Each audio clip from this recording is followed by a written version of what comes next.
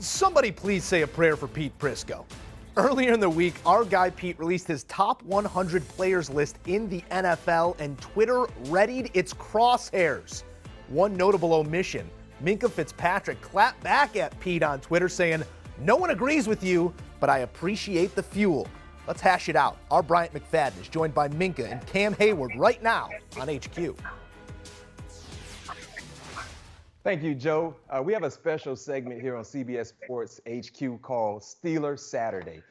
Outstanding Steelers right now will be joining me. As you see there on your TV, on your monitor, we got 10-year Pro Bowler, All-Pro defensive end Hayward, one of my former teammates. I mean, it's been a long, long time. I mean, his rookie year was 2011. Now he's the senior of the group defensively, but still playing top-tier football. And we also have free safety Minkah Fitzpatrick, All-Pro, had a historic-like year last year, joining me here on Steeler Saturdays. Appreciate you guys joining me, man. First and foremost, let's talk about, what we all are currently going through, the coronavirus, and you guys still needed to be in tip-top shape. How has the virus and the lockdown affected your workouts and things like that, trying to get better? I would just say personally, you just had to get more creative. We're not able to go into the facility and get your work and have that one-on-one time with your coaches. So we've had to, try to get creative with our meetings and doing different things with Zoom meetings. And then the workouts, it's basically all on your own. But that's not going to stop you from getting ready and try to take advantage of the situation.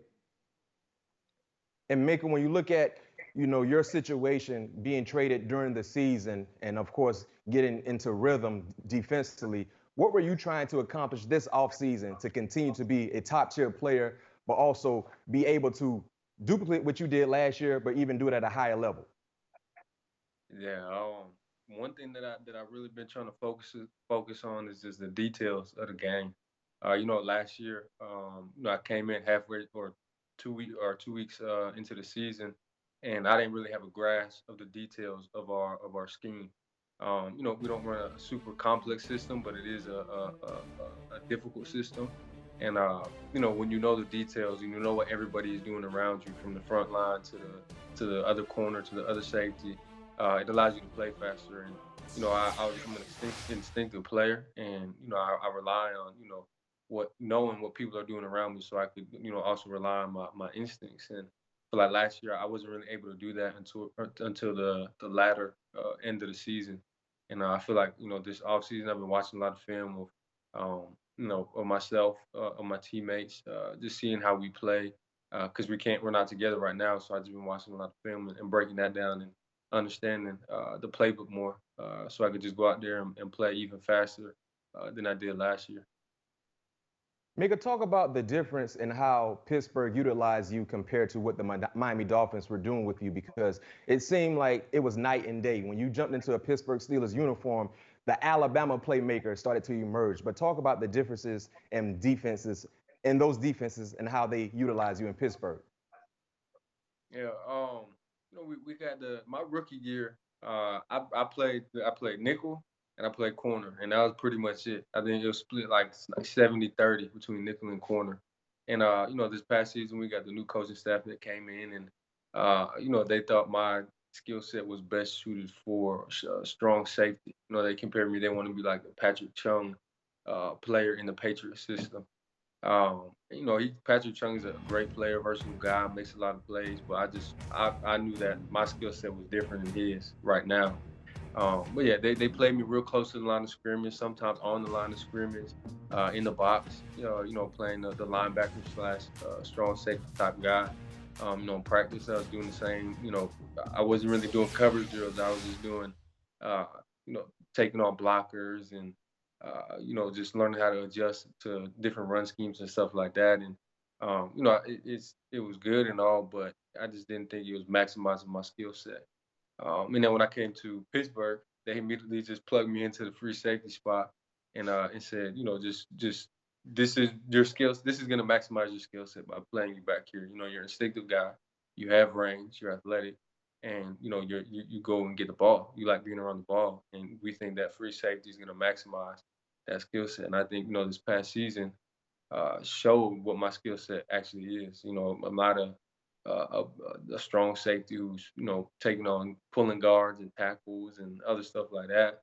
Could do it, but it's not going to maximize myself as a player. And you know, I think the Coach Tomlin and Coach Butt did a great job of you know, studying me and making sure they're maximizing not just myself but everybody else in the secondary. Cam, a year ago, man, the entire defense was phenomenal. Top 5 unit in total defense. I think they were top 3 in passing yards allowed, and you guys were number 1 in sacks. I think around 54 sacks. Tell us about the situation that you guys currently have going on with the majority of the players returning. What are the expectations for your defense in 2020? The expectations are, you know, not just to be a top 5 defense, is to be a number 1 defense. You know, the guys we got coming back, and you know, having Ben coming back as well, help stabilize the defense and give us some time off the field. But you know, having those guys, having leadership throughout the back end, and then our linebackers, and then up front, we think we got a cohesive unit that can get the job done. So I think everybody's going to take a step to keep growing and put us in the right situation. And speaking of your defense, you know, a lot of top tier players, you know, Cam, you know, Watt, Minkah, Bush, outstanding players. But my colleague, Pete Prisco, every year he comes up with his top 100 NFL players. And Cam, he showed you some tribute. You know, I mean, he tipped his hat to you. He had you listed as, I think you were 33 on his list. But somehow, some way, he left Mr. All-Pro off the list, and Minkah Fitzpatrick. And Minkah, I jumped on his back instantly when I saw it. And I know Pete is always telling me I'm biased. You see, I got my Steeler gear behind me. And yeah, I am partly biased to the Steelers. But right is right and wrong is wrong. And Cam, I'm gonna start with you first. When you saw that tweet from CBS Sports HQ, you instantly got fired up. What were you thinking when you saw Pete explaining why Minkah was not top 100 on his list? First of all, I'm thinking, what shell or what cave was he in where he didn't check the film? You know, I was just looking at his stats not even long ago. 5 picks, tied for second in the league, 2 TDs, 2 forced fumbles, 3 forced recoveries. You name another player in the top 100 who did that. You know, I think I can't name 100 players better than him. And for him to leave Minkah off was dumbfounding to me. I respect his opinion, but when he looked at 3 games, I couldn't rock with that. And Minkah, we saw you responded to Pete Prisco as well. And, you know, a lot of players don't necessarily put out that this is a motivational factor. But for you, you said, you know what, you just added fuel to the fire.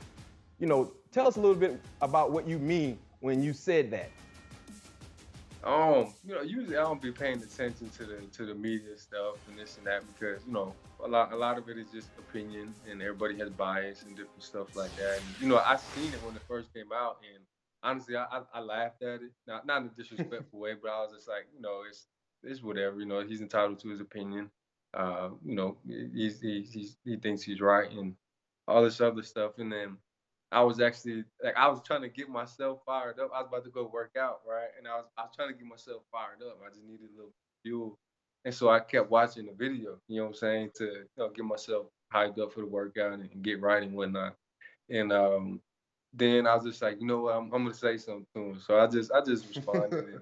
I really shouldn't have, but you know, it got me fired up. It worked, you know what I'm saying? And you know, there's always people that are gonna have, you know, that type of opinion, and you know, just most of the great players in any profession.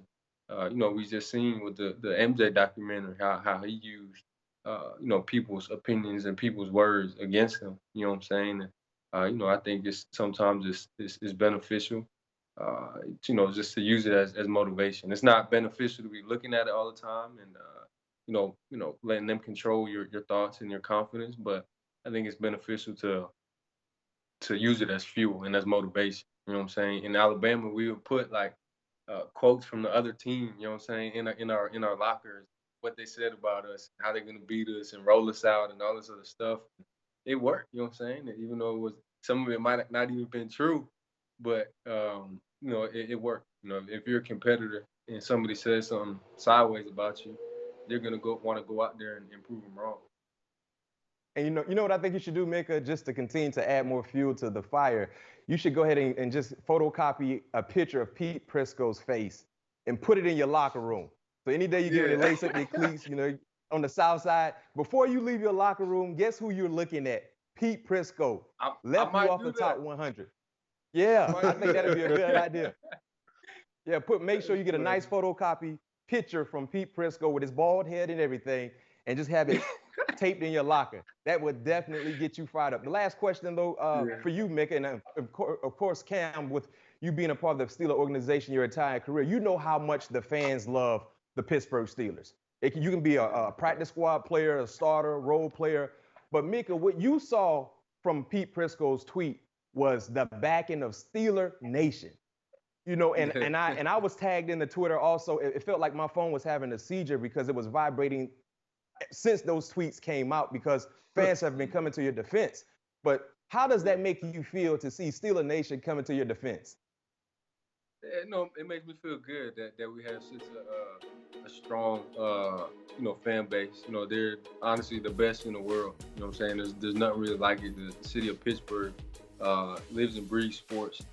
So seeing some of the comments that they're saying, and just seeing them have my back, was big to me, and definitely meant a lot to me. And that's why we go out there and play as hard as we do for those people that that enjoy watching us play. And like I said, it means a lot to me, and it's deeply appreciated. Man, well, I appreciate you guys joining me here on CBS Sports HQ Steelers Saturday. It's always a pleasure being able to talk to you guys, and I know you guys are going to go out and ball out once again. Thank you. And Steeler Nation, keep doing what you're doing. Guys, pay attention to that. The current crop of guys, the retired guys, we love you guys dearly. So keep doing what you're doing, and look out. It's going to be a big-time year for the Steelers. Back to you, Joe. Yes, sir. All right, thank you, B-Mac. Great stuff, guys. Sometimes you just got to hang a picture of Pete Prisco somewhere. Get you going. We'll get you going, too. Do you want a sports network that delivers everything that matters about the game? The highlights, the picks, the instant analysis, no yelling, no fake debates, no politics. Hit the subscribe button and never miss a moment.